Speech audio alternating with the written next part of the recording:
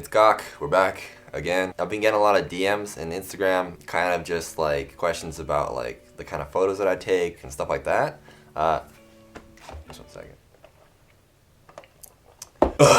Much better. Yeah, so recently I've been asked a lot about the kind of photos that I take and kind of like more about film than I kind of would have expected. I kind of just got into film recently myself, kind of like in the past 2 years. And so by no means, I'm not like an expert or anything, but I thought it'd be fun and kind of easy for me to kind of tell you my experiences and kind of like what I've found over the course of the past 2 years in buying and kind of like getting into film. It's kind of scary, but it's also really fun and really not that hard. So kind of going to go ahead and kind of show you like maybe some tips that'll help you and kind of help you get that transition from iPhone photography and like DSLR into the world of film. So film's super simple, super easy. I mean, it's kind of the way people took photos all the way back until DSLRs and like digital cameras were introduced. You kind of, if you don't really know how photos work, essentially what happens, like the most basic way to describe it is you have your lens, the lens takes in light, and in film photography, what happens is it's burned into what's called a negative, the film, right? And so to get into film photography, you basically need 2 things,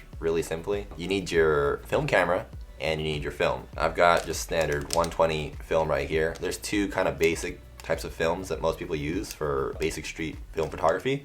There's 35mm and there's 120mm. The easiest one I'd probably recommend is 35, not the 120, because it's super cheap. You can kind of get it anywhere and you can kind of get it developed way quicker and way easier. You'll need the camera, the film, and that's all you really need to get started. The types of cameras, there are, as I mentioned, ones that take the 35mm, which are really small. They're basically called point and shoot because all you do is just pick it up. They're kind of limited in their settings and whatnot, but I think that's kind of a good thing for beginners. If you don't really know what you're doing, you can go ahead and just kind of pick it up, click the auto button and just point, focus, and you're good. I just picked up this camera. This is actually a medium format camera. It's the Fuji GA645WI, and this takes medium format film, 120 film, and so it's a little bit more, it's got a little bit more expensive and a little bit more pain in the ass is an easy way to describe it. But they come out with like really cool photos. I'm excited to try this out. But for today, I'm kind of gonna give you a couple options that are good starting points for film photography. I've bought a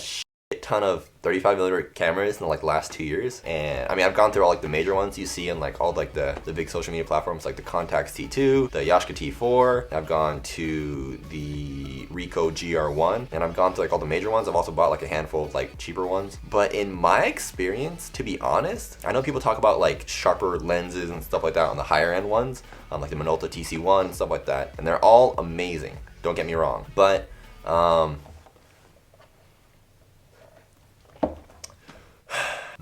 I think if you're just getting into film photography and like you kind of just want to try something out and you don't want to spend a lot of money on it, there are a couple of really nice, well not a couple, there's hundreds of really nice options that you can use to get like great results just for like Instagram. If you're looking to like scan your photos and making like huge prints and stuff like that, then maybe it's worthwhile to like invest in like nicer equipment and like proper scanners and stuff like that. But like the cameras that I'm about to show you are usually like between $20 and $30, and you can get them on eBay. And then the film itself, I'll show you a couple links as well, like you can get on Amazon as well. But the film is like $6 a roll, something like that, and the cameras you can get for like $20-30, and so they're not super scary to start off with, and because they're like not super expensive, like you don't have to be this like gentle with them and you can kind of just use them. Film cameras break like all the time, so if you spend like $800 on a film camera, you don't want to like use it as like, you know, robustly. But if you buy like a $20 camera, you can always buy another one, kind of, or I hope you can. So I'll give you a couple starting like points that you can grow off of,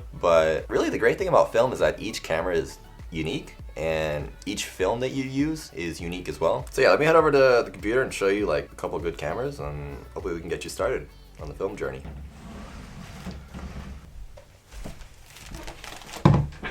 All right. What should I do? What are you up to? Bro, what do you... Chill. Bro, what the... Bro, chill. Bro, what did I say Bro, about... chill. Bro, right now? Or... Chill. Bro, what the...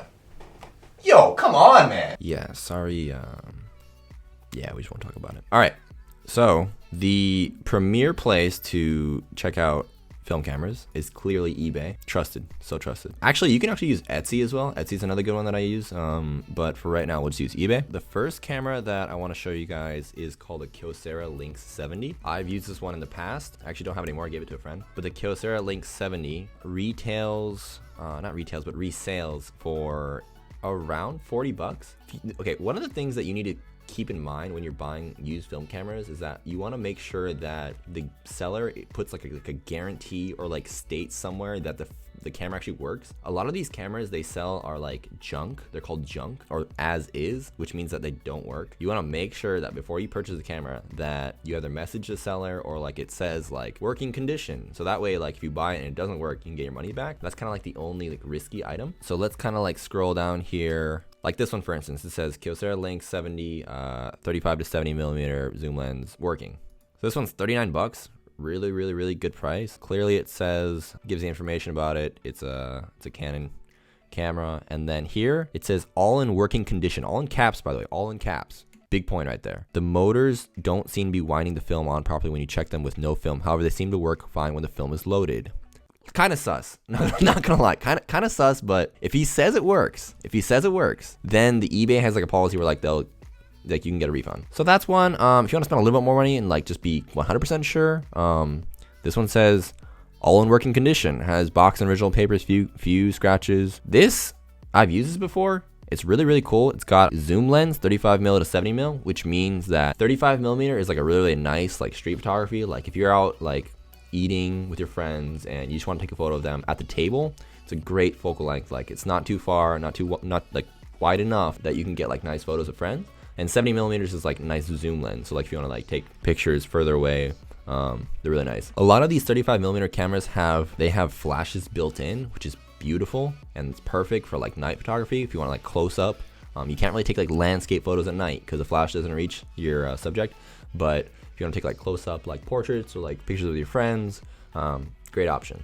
And a lot of these come with flashes already pre-built in and they're awesome. The second camera I want to show you real quick, hold up, got it saved. It's called a RICOH MYPORT. I haven't used this one personally, my friend has, but I've seen pictures and they look really nice. And the RICOH MYPORT's like crazy cheap. For instance, this one here, appearance is used, very tiny scuffs from normal use, please refer to the pictures, blah, blah, blah, snapping, working properly, no fungus, no haze.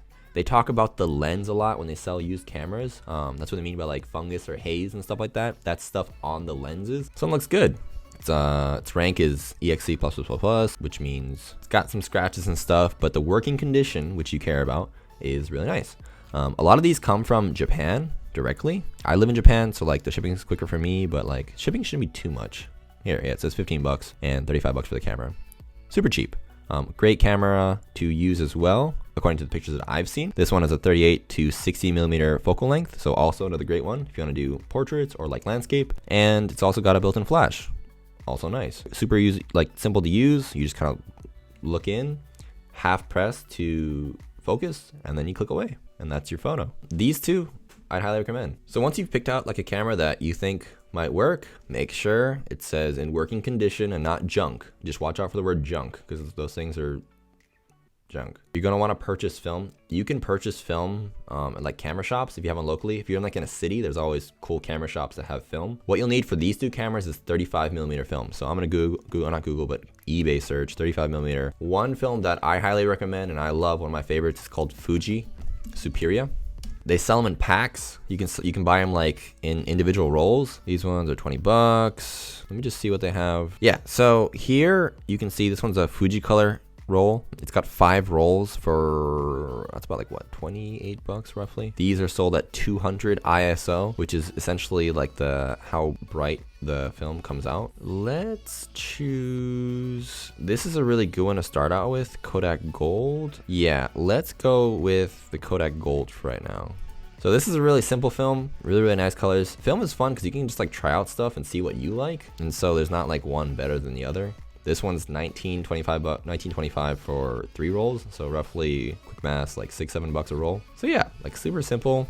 Just purchase the film, load it up into your camera. Might talk about that in a future video. And that's how you get started with film cameras. Nothing really more than that. Those are the things that you need to get started. And hopefully you have some fun. Make sure to check out my Instagram at gakuyen to check out like kind of styles of photos that you can take. And also make sure to click subscribe and hit post notifications if you want to check more videos out. We'll definitely post up a follow video for this film guide.